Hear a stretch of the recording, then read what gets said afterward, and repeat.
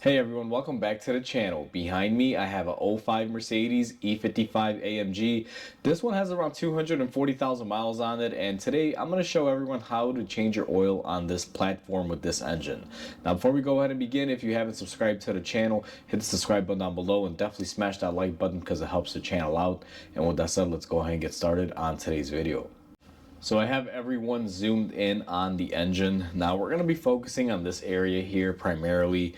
Now what we have here is we have our oil fill cap. We're going to go ahead and just twist that off.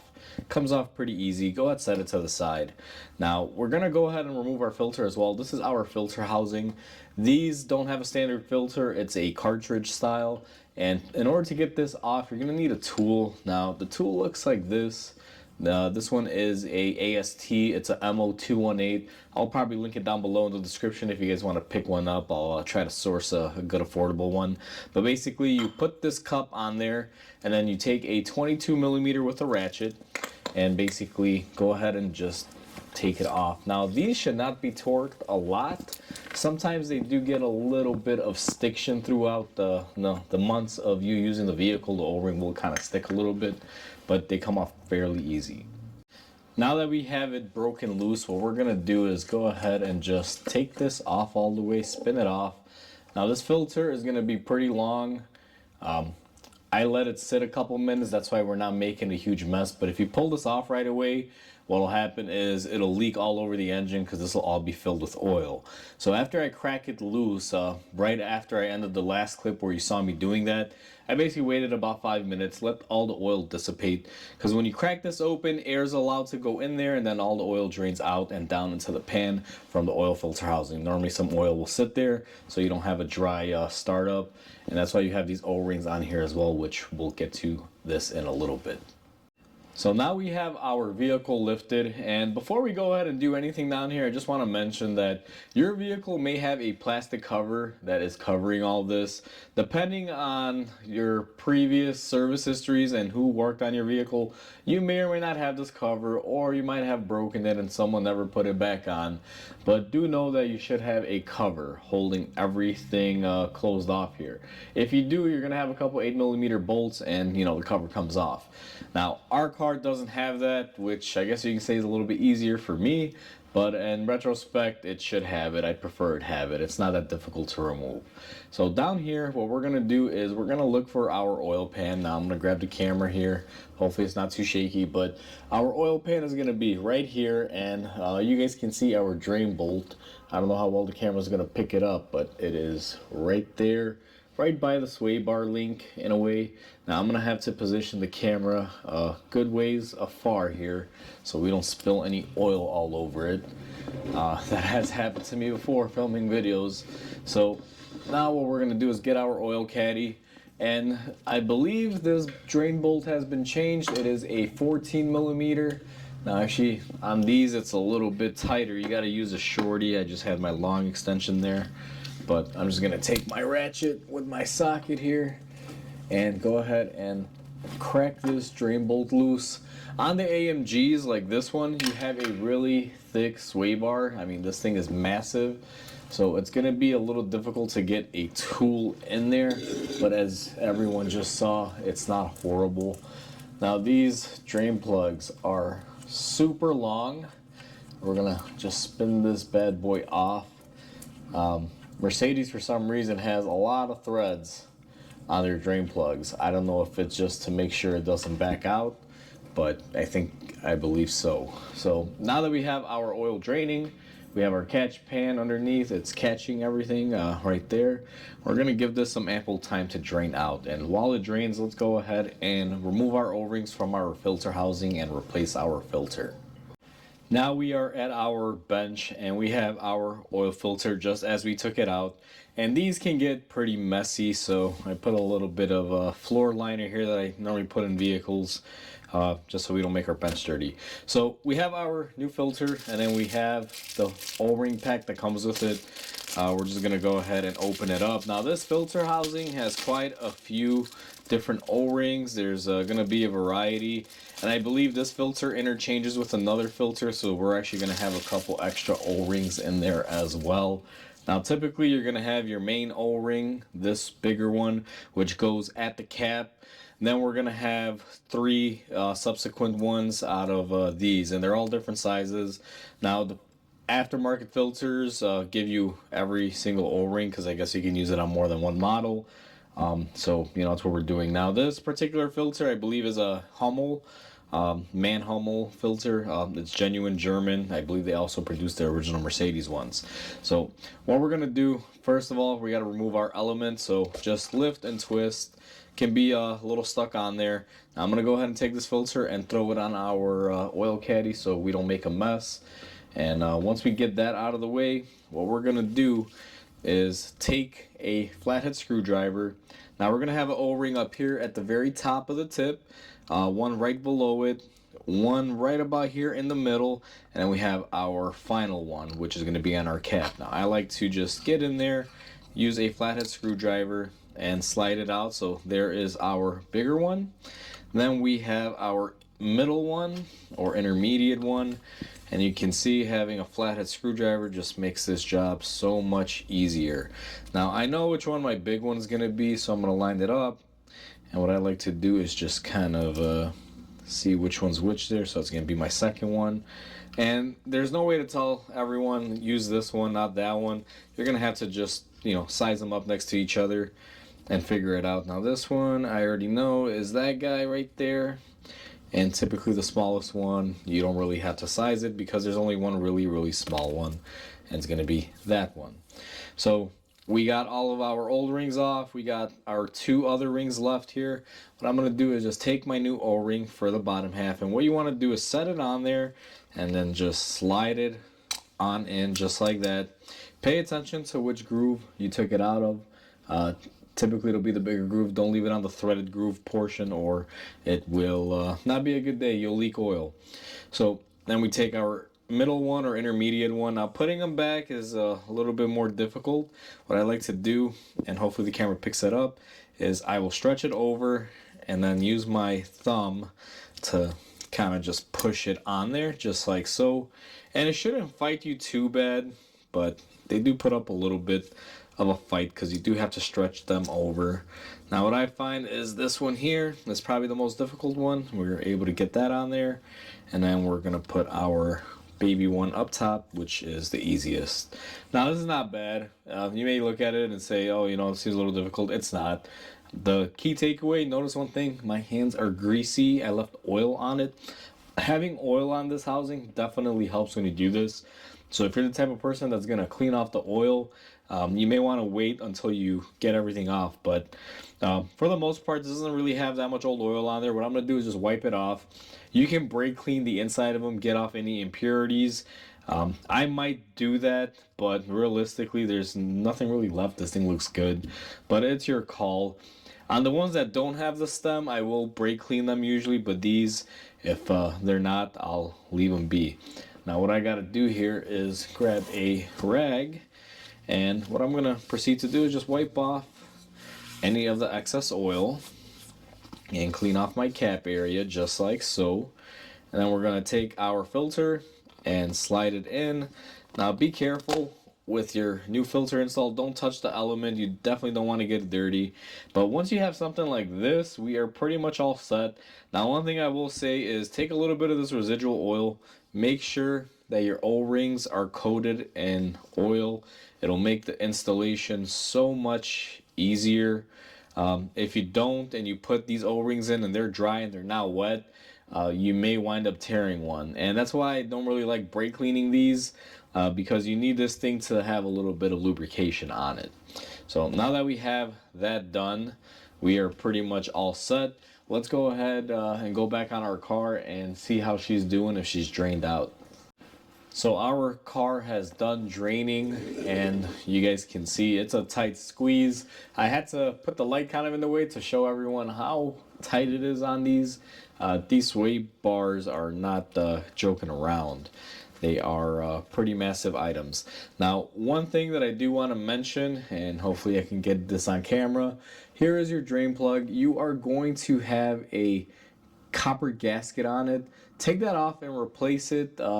Sometimes if you buy a kit, they come with a new drain plug. You can go ahead and replace that if you'd like, but on ours, we're just going to be doing the gasket. If you order a kit from FCP Euro where you get the oil change bundle with the oil and filters and everything, I know typically they come with new drain bolts and everything that you would need. So now that our car is pretty much done draining, we're going to take our new gasket. We already put it on our drain plug, and then we're going to screw this in. Now on these cars, what I've found is take your time and make sure you hand thread. Now you will see I'm gonna spin this thing pretty much all the way in by hand.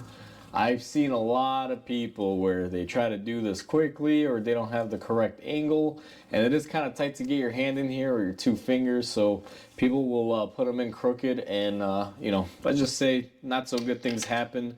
You want to strip in your oil pan, and let me tell you this, you do not want to strip this oil pan. It is not an easy one to do or get to.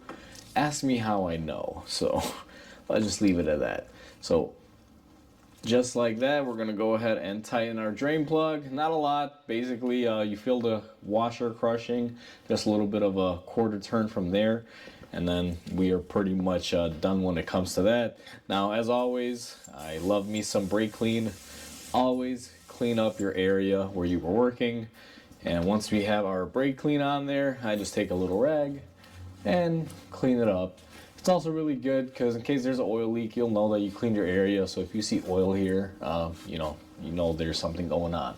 So now that we have that done, let's go ahead and go back up top and get some oil in this thing and install our filter.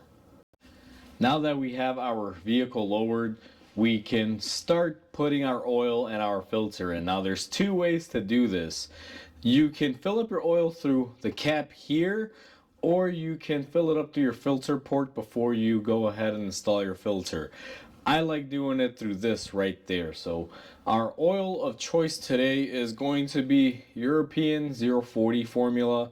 Now I know this engine has a lot of miles, but this is per customer request. I would normally go with a 540 instead of a 040. But you know, customer wants 040. They've been maintaining this car like this for a while, so that's what we're going to be using. Now this vehicle takes quite a bit. We're going to have about, I want to say 8 quarts of this, or 9. We're just going to go ahead and pour it in through here, just like so. Now the reason why I like pouring it in through my oil filter is because look at the massive opening that you get to pour oil. Versus this one where it's, you know, very minimal. So that's why I like doing it that way. And just to show everyone an example, imagine you're trying to pour the oil here, kind of tight space here, you just glob it in. Now all I do is just take my oil, open it up, and let me show you everyone one more time. Now these oil bottles I kind of hate, they don't open up that easy, but basically you just pour it in like that, no concern, and you can't really spill your oil. That's why I love doing it this way. Now, I'm not gonna film me pouring in 8 or 9 quarts of this stuff in here, so I'm gonna cut the video here, I'm gonna fill it up with my oil, and I'll bring you guys right back. So I went ahead and we got 9 quarts in it. This engine takes 9 quarts exactly according to Mercedes, and that's what we got in there. And one thing I want to reiterate, the reason why I pour my oil through here is because it's easier. For all of you thinking that, oh, it doesn't make it to the oil pan, well, it does. It drains into the oil pan. There's no way this is going to hold 9 quarts. And another question that may be brought up is why even remove the oil cap if you're going to just fill it up through there? Well, I like opening this up for aeration. It helps draining out oil. The more air you can get in there, the quicker your oil drains and everything. So, you know, just thought I'd mention that because I know you're probably going to be thinking that. So with all of our oil filled at this point, it was lovely using the big mouth port here on the oil filter housing. We're just going to go ahead and take our new oil filter that we already pre-assembled on the bench, and what I like to do is just spin it on by hand as much as it'll go. Be very careful because these can easily cross thread. You can, you know, easily damage it. And then what I'm going to do here is grab my ratchet and grab my tool. I'm going to go ahead and put that on there. Now I don't really torque these. This is how I do it, and choose to hate me for it or not, but basically you'll feel it bottom out. Once you feel it bottoming out, you should be good. So right there, it's nice and tight. For those of you that want me to torque it into place, well, let's see here. Click. There you go. She's tight. Here's the thing. I do torque stuff on. I do. Trust me. But when it comes to a plastic cap that has a Newton meter spec on there that is pretty much hand tight, it makes no sense. Now, if you want to be that specific with it, you can, nothing wrong with that. But I've done so many of these throughout the years that I know when this cap is tight. Sometimes there's experience involved and there's muscle memory, and you kind of learn a thing or two. So next thing that I'm going to do is take our oil fill cap that we removed previously and go ahead and put that on there. And I like to finish it off because these oil caps do get dirty. I'm going to take some brake clean on a rag, and we're just going to go ahead and wipe down our oil cap just like so, and our fill port. And we are pretty much done with our oil change. Now it's time to go ahead and check out our level. To do a level check on these vehicles, it's not as easy as coming here and pulling a dipstick, because clearly that's where the dipstick would go, and there isn't one. So this is the tube for the engine oil here, but Mercedes on these vehicles implemented a electronic oil level check. Now that we know there is no dipstick on this vehicle, we're going to have to measure it electronically. And I've already done that. I'm filming this clip after the fact, but it's going to go before you see me doing any of that. So in the first clip, I'm going to do it the consumer way, which is the way that Mercedes wants its customers to do it if they're just checking their oil level, if they ever need to. And I pretty much show you how to get to it, and then we're going to hit a brick wall where it just says wait observing time. Now that is the slowest way to do it, but on the second clip I'm going to show you guys through the engineering mode how technicians actually do it to get a good reading on these, and it's a lot quicker because it'll be pretty much instant. The differences are when Mercedes does it the consumer way and they want you to do it a certain way for you, the owner of the vehicle, they want to make sure everything is good to go, so they'll have you waiting for a while for the oil to drain all the way down into the pan for it to get a correct reading. Because if you were to just start your car and then turn it off and get a reading, it may show it's low even though it's full because there's going to be some residual oil in the engine. But through the engineering menu that the technicians use, that I'm also going to show you in this clip, it's going to be a lot quicker. It'll give you basically an approximation. Now in our car I put in 9 quarts. And basically it's full. I measured it out when I poured the individual quarts in there, and you'll see on our menu it's showing us about shy of a half a quart, which is fine because the filter media had to fill up with oil, and the oil pretty much is spread throughout the engine because I literally just started the car, turned it off, and then showed that part of it. So those are going to be the two methods that I'm going to show you. You can choose whichever one you're comfortable with. However, I've been doing this for years, and when I used to work at Mercedes, we always use the engineering menu. No tech had time to sit there and wait 10 minutes plus sometimes for the oil level to drop. So typically the key spec is anywhere between 8.4 to about 9 quarts on the menu that we're going to be using is adequate. But realistically, if you just started your engine and then you turn it off and you do your oil check, you're probably going to see it about 8.5 to 8.4, sometimes 8.3. It just really depends. But those are good working numbers if you do it through the engineering menu. So with that said, I just want to clarify. Let's go ahead and get into the clips. And the first clip is going to be the consumer way to do it, and the second clip is going to be the technician way to do it. So let's roll into it. So now I have everyone positioned in the driver's seat. You're going to need your key for this. Now what you're going to do after the oil change, and I apologize if I'm bumping the camera, you're going to want to go ahead and start your car and let the oil basically flow. Now I've already done this, so I'm just reiterating it. So after you do that, you're going to go ahead and turn it off and put your key into the second position where all your lights light up. And you'll want to be at this mile per hour screen. And what you're going to want to do is push the arrow down, and you'll see engine oil measuring now, and it'll say observe waiting period. Here's the thing. After you start the car and it warms up a little bit, you got to let the car sit, come in and do this, and wait for this to basically tell you if your engine oil level is okay. And trust me, it takes forever. Now I can just keep hitting the down arrow and it'll just keep telling me the same thing. It'll say observe waiting period. It could take anything between 5 to 10 minutes.